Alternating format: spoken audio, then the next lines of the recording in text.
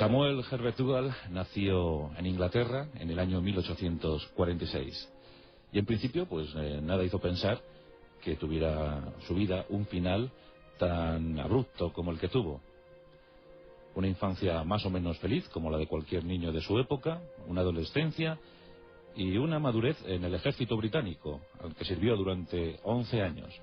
11 años con un historial intachable. Una hoja de servicios totalmente diáfana. Un buen soldado. Eso le procuró una paga que consistía en 2 chelines y 9 peniques diarios. Bueno, una paga modesta, pero que no estaba nada mal. Eso le permitía ciertas licencias y una vida con alguna holgura. Lo cierto es que Samuel aspiraba a tener algo más. Le gustaba mucho el dinero, le gustaba mucho la buena vida. Quería vivir bien. Él lo había visto en sus oficiales, en el ejército. Por eso él también aspiraba a tener esa vida. Había que buscar, había que encontrar fortuna. Y a eso se puso. Se casó, tuvo 4 hijos, pero el ambiente de esa casa, el ambiente de ese matrimonio, le provocaba mucha angustia. Le faltaba el aire.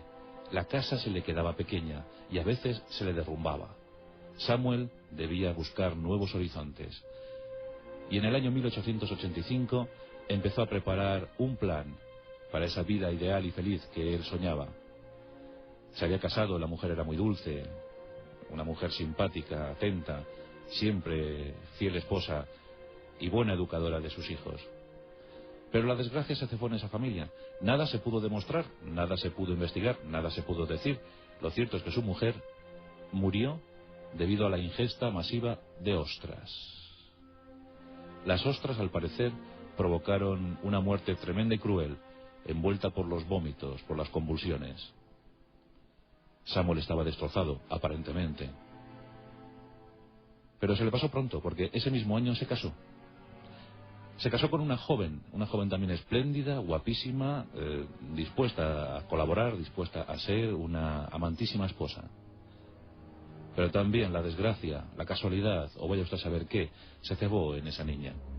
Ese mismo año de 1885, su segunda esposa moría. Curiosamente, moría por calambres intestinales y estomacales. Moría también entre las convulsiones y los vómitos. Pobrecita, pobrecita. Los médicos solo pudieron certificar esa muerte. Sus 2 primeras esposas habían muerto el primer año. Y era un viudo desconsolado, absolutamente desconsolado, pero muy interesado en el género femenino. Por tanto, se dedicó a fomentar esa afición. Y durante muchos años estuvo frecuentando diversos hogares, diversas casas, y estuvo alternando con muchas amantes. Amantes a las que fue dejándoles hijos y más hijos. Dougal al final tuvo un número de hijos, dicen los exégetas, dicen los biógrafos, un número de hijos incontable, igual que el número de sus amantes. Pero es que era un tipo, como os digo, victoriano. Le gustaba vestir muy bien, era muy apuesto, muy educado, muy galán. Nadie sospechaba nada sobre el comportamiento, sobre la actitud de Dougal, de Samuel Herbert Dougal. ¿Cuándo llegaría su nueva acción? ¿Cuándo conoceríamos nuevas cosas sobre él? Pues rápidamente, porque en 1892 se casó por tercera vez. En esta ocasión la víctima, la elegida fue una joven irlandesa, también muy bella, pelirroja, espléndida. Se casó. Pero al poco tiempo aquello no fructificó y decidió abandonarla. Había tantas mujeres en el Reino Unido y todas anhelantes, todas deseosas de averiguar cómo era Dougal. Y Samuel, por supuesto, no iba a desatender tanta petición. Por tanto, siguió con sus amantes. Lo de amar estaba muy bien, pero mantener esa vida era difícil. Por tanto, Samuel empezó a buscar una nueva víctima para que sustentara su gozosa vida. Finalizando el siglo XIX, conoció a Camille Holland, una solterona de la época, una solterona muy victoriana y por lo visto forrada de dinero. Se le había pasado la edad a Camille, ya se le había pasado la edad y ya tenía muy pocas aspiraciones, ya no soñaba con encontrar al príncipe azul. Por tanto, el madurito Samuel cuando se acercó a ella, pues claro, llegó muy bien, fue muy bien recibido. Camille supo enseguida, porque Samuel ante todo era honesto y muy franco, supo enseguida que Samuel estaba casado. No obstante, accedió a convivir, accedió a vivir con él. Sí, Camille estaba desesperada, quería saber qué era eso de la pareja, y Samuel se lo ofrecía. ¿Por qué no? ¿Por qué no probar? Al fin y al cabo, él dice que ha abandonado a su mujer, que su mujer está en Irlanda y que no quiere saber nada de él. ¿Por qué no vivir con él? Vamos a probar. Su nido de amor lo encontraron en el condado de Essex, un condado solitario, lejano, desprovisto de infraestructuras. No había carreteras, apenas había habitantes. Allí la parejita encontró una granja donde iban a cimentar una sólida relación. Esa granja de nombre Moat sirvió para que los amantes vivieran felices durante un tiempo. Incluso llegaron a contratar a una sirvienta, una jovencita llamada Florence, de 19 años. Florence, ¿para qué vamos a engañarnos?, tenía un tipo escultural. Era una muy buena moza. Y estamos ya en el año 1899. Samuel lo de la soledad lo lleva muy mal. En su casa hay estupendos muebles, hay muy buena comida, pero está solo. Él necesita seguir viviendo, él necesita seguir conociendo más y más mujeres. Y Florence era tan bella, Florence era tan cercana, tan asequible. Camille, por supuesto, que no sospechaba nada, no quería sospechar nada. Ella vivía en su mundo ideal y Samuel era su príncipe azul.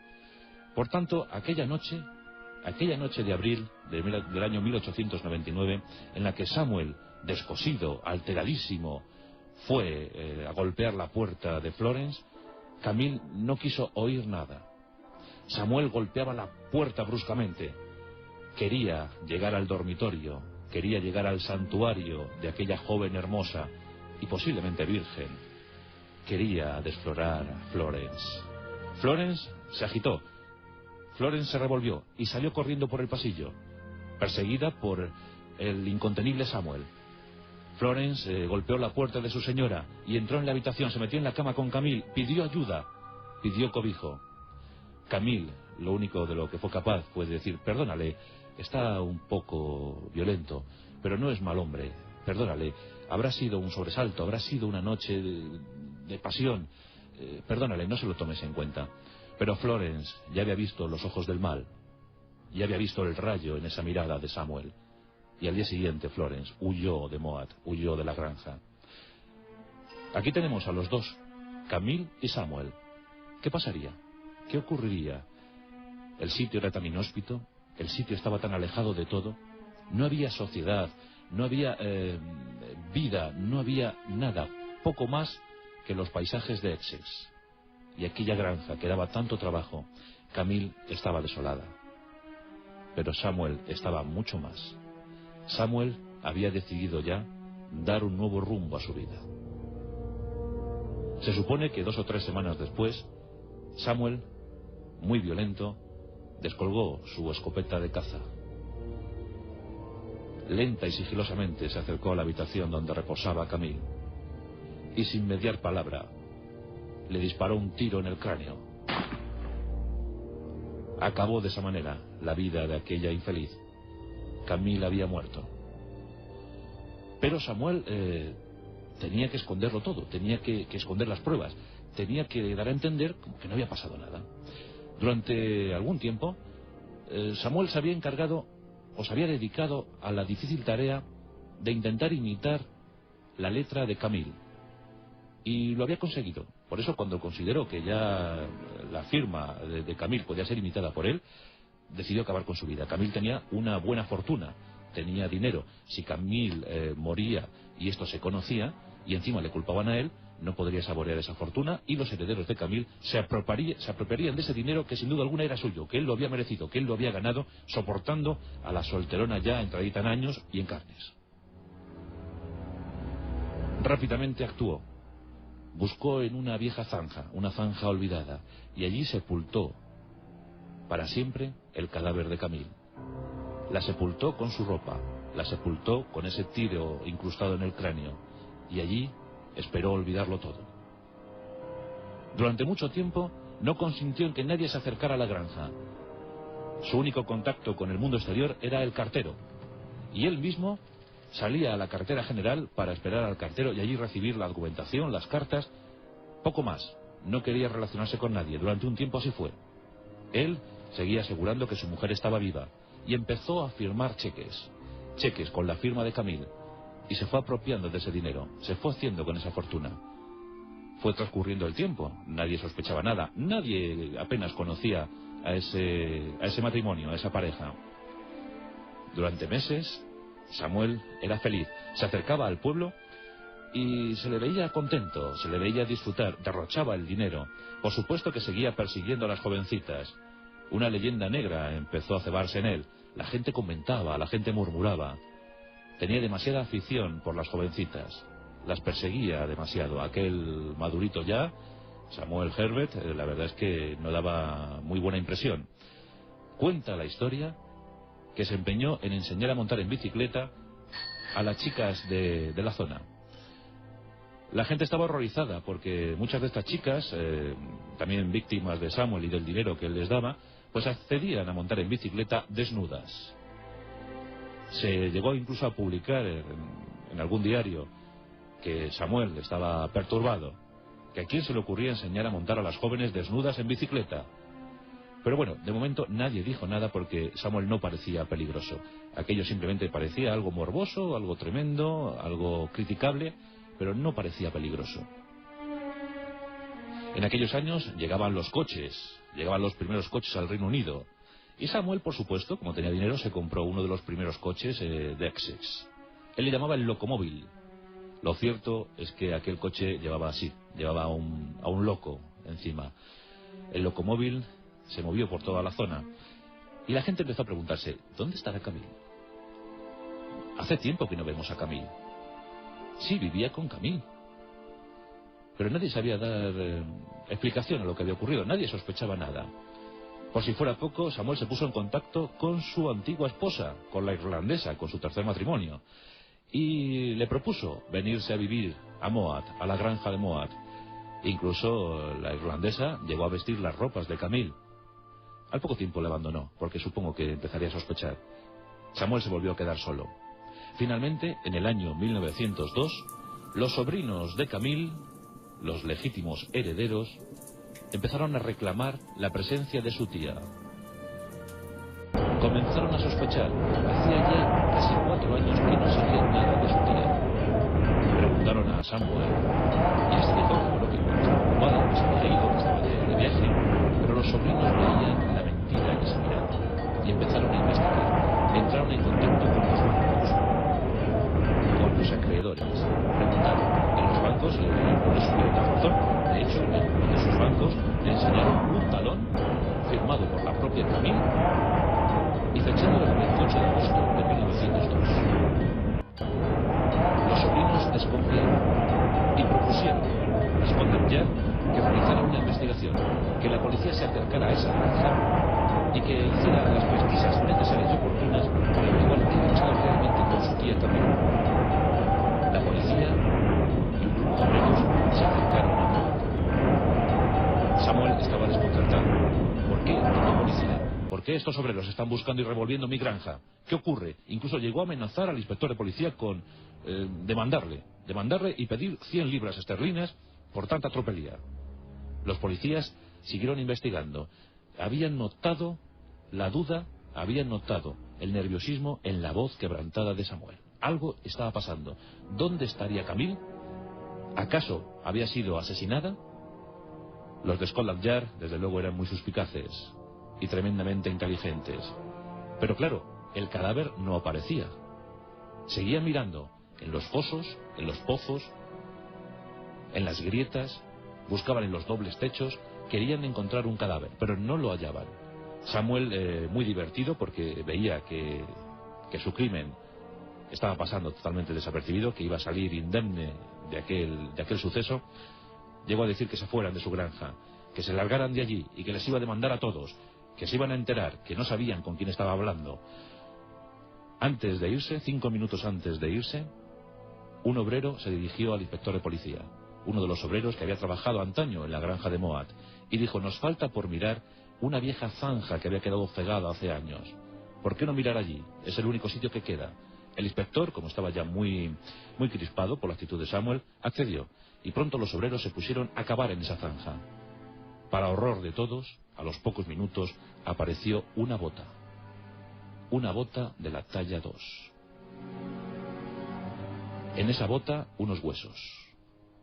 Siguieron excavando, y estupefactos hallaron un cráneo con un orificio, y parecía el orificio de una bala. Todo había sido descubierto. Samuel se vino abajo. Rápidamente confesó, aunque alegó disfunciones mentales. Intentó camuflarse con algo significado, pero todo fue inútil. Samuel Herbert fue apresado. Le llevaron a la cárcel y fue sometido al juicio. Incluso llegaron a comprobar en el cráneo de la oveja cómo entraba la bala, cómo se metía ese orificio y el daño que podía acarrear al cráneo. Las pruebas fueron contundentes. Samuel estaba a punto de ser condenado. Hubo un esfuerzo postrero, intentó solventar la situación mandando cartas a todas sus amantes. Incluso llegó a proponer algo muy divertido que llamó la atención a la prensa británica. Y nada más y nada menos que lo que propuso es lo siguiente. Llamó a una de sus mejores amantes y le dijo: localiza a todas, seguro que estáis orgullosas de mí, del buen trato que os he dado, alquilad un transporte comunal y veniros todas para acá, donde se está celebrando el juicio, para ayudarme, para apoyar mi tesis. Espero que con esto consiga salir libre. No os preocupéis, porque la campiña, el paisaje británico, hará más bello el gesto.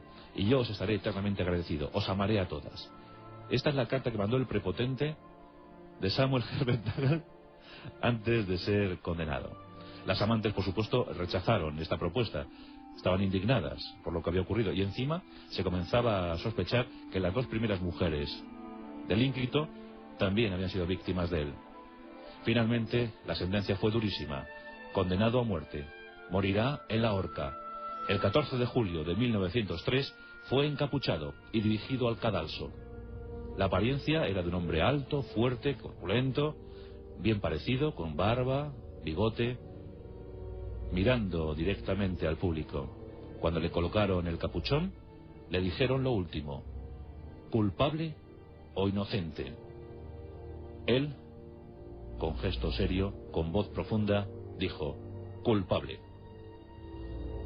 Dicho esto, se accionó el mecanismo y la soga terminó con la vida de Samuel Herbert Dougall.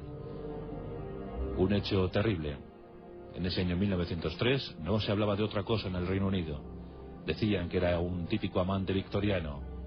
Decían que era prototipo del asesino, del criminal de la época. Una historia curiosa, tremenda, y quién sabe si provocada por la soledad. Samuel, aquel que se entregó a tantas. Y esas tantas al final le denegaron el último suspiro, el último susurro, el último aliento.